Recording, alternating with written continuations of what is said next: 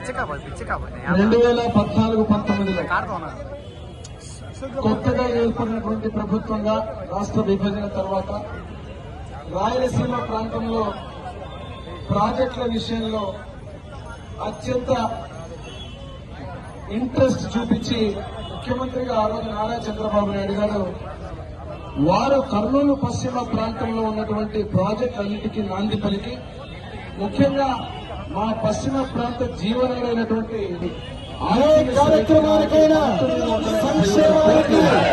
అభివృద్ధికి ఆ ప్రాజెక్టుకి అన్నిటికీ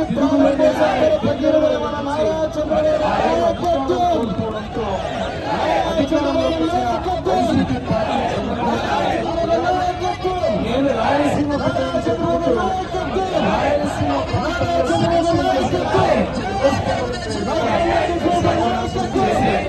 ముఖ్యంగా